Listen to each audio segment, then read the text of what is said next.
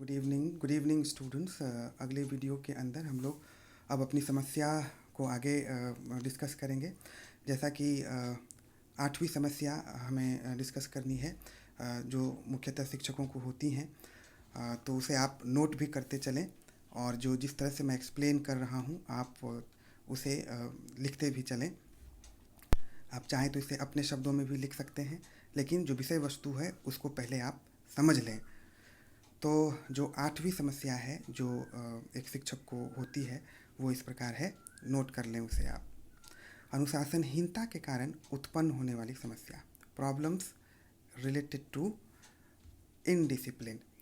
अनुशासनहीनता के कारण उत्पन्न होने वाली समस्या, यह मुख्यतः इस बिंदु की ओर आपका ध्यान आकर्षित करना चाहती है कि एक शिक्षक जब अपने कक्षा शिक्षण के दौरान कक्षा में प्रवेश करता है और जो चयनित विषय वस्तु है उसके उसके शिक्षण का कार्य आगे बढ़ाता है, तो कक्षा में ही कई ऐसे छात्र मौजूद होते हैं जो कि शिक्षक द्वारा बताए गए तथ्यों को ध्यान से नहीं सुनते और अपना ध्यान केंद्रित नहीं कर पाते, जिसके कारण उन्हें विषय वस्तु समझ में नहीं आ पाता।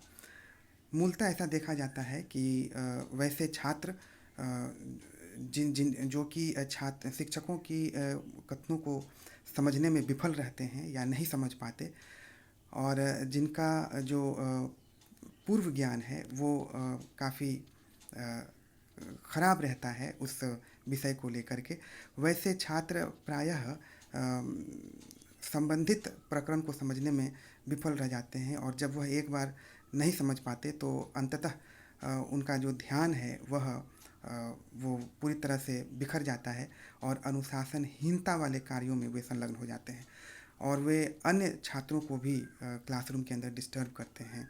और ऐसे छात्र जो प्रायः अनुशासनहीनता के शिकार हैं, वैसे छात्र शिक्षकों को भी शिक्षण का कार्य नहीं करने देते आदर्श ढंग से, और कई तरह के व्यवधान पैदा करते हैं। कई बार जो ऐसे शिक्षक होते हैं जो कि जिन्हें कि विभिन्न शिक्षण विधियों और शिक्षण कौशलों का ज्ञान होता है, वो विभिन्न माध्यमों से उपचारात्मक क्रियाओं के द्वारा ऐसे छात्रों को अच्छे तरीके से हैंडल कर लेते हैं, ऐसे छात्रों को अच्छे ढंग से पढ़ा पाते हैं और उन्हें उनकी रुचि को विकसित कर पाते हैं। किंतु वैसे छात्र जिन्हें पर्याप्त शिक्षण कौशल का ज्ञान नहीं होता, वे ऐसे परिस्थिति से प्रायः घबरा जाते हैं और उसके साथ तालमेल नहीं बिठा पाते। तो इस तरह से जो उदंडतापूर्वक जो व्यवहार शिक्षक के द्वारा कभी कभी क्लासरूम के अंदर उदंड बालकों द्वारा किए जाते हैं, तो यह भी एक समस्या का कारण बनती है शिक्षकों के लिए। तो जो निश्चित रूप से उनको मानसिक तनाव उनके अंदर पैदा कर देती है। तो इस प्रकार हम देखते हैं कि शिक्षक के मानसिक स्वास्थ्य को बिगाड़ने में इस समस्या की भी बहुत बड़ी भूमिका है, और इस तरह की समस्या के कारण भी वे अंततः कुंठित होते हैं। Generally we find that while classroom teaching, some students do not some students fail to have required interest for teaching. They fail to have uh, that appropriate concentration to learn the topic which are being explained by the teacher. There may be several reasons of that. There may be several reasons for it.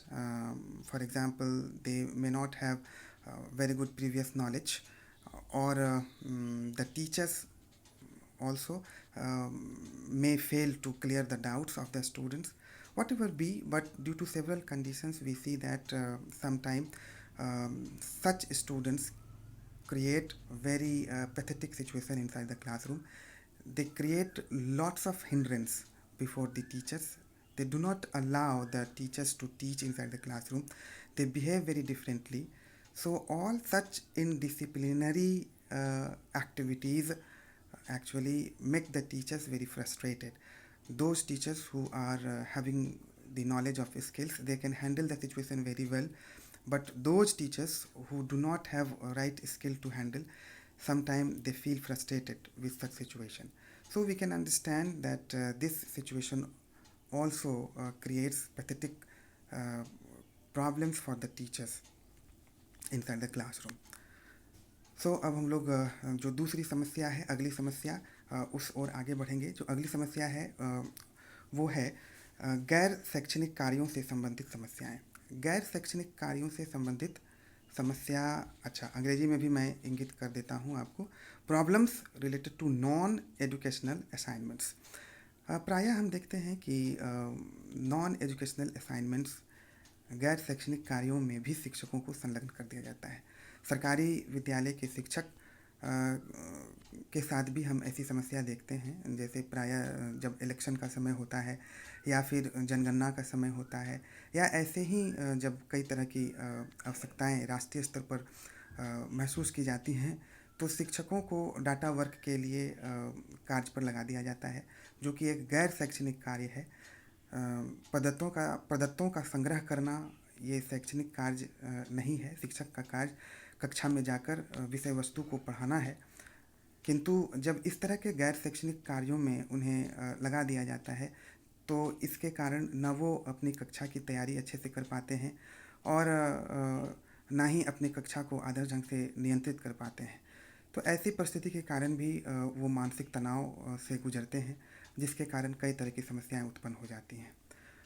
Generally, we find that when a teacher is being given so many non-educational assignments, um, then different kinds of problems are being arised. For example, we can say that during election, we normally see teachers are being given the assignment to go door to door for the campaigning and for the various data work as well. So we similarly find that when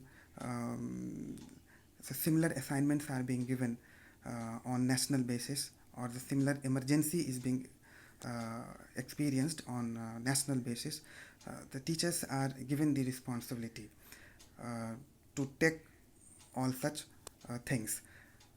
While uh, doing such non-educational assignments, they feel very frustrated because they fail to manage with their day-to-day activities, and they feel that they are not able to prepare well to their lessons for classroom teaching, and as a result of which at the end they become frustrated as well. So we can understand that due to such problems, um, due to such point actually, non-educational assignments actually, so many problems are being created at the end. अगली जो समस्या है उस ओर हम लोग आगे बढ़ेंगे, जैसे कि आधुनिक शिक्षण सहायक सामग्रियों की अनुपलब्धता से संबंधित समस्या। Problems related to unavailability of modern teaching learning materials. वर्तमान समय में हम देखते हैं कि जो शिक्षण की गंभीरता है वो काफ़ी बढ़ गई है। कई ऐसे सिद्धांत हैं, चूँकि ज्ञान का जो स्वरूप है उसमें वृद्धि हुई है, उसमें गंभीरता आई है, तो शिक्षक को भी कक्षा शिक्षण के दौरान अपने विषय वस्तु को आदर्श ढंग से समझाने के लिए आधुनिक उपकरणों की आवश्यकता पड़ती है, आधुनिक शिक्षण सहायक सामग्रियों की आवश्यकता पड़ती है, जैसे कि डिजिटल क्लासरूम होने से उनको लाभ मिलता है।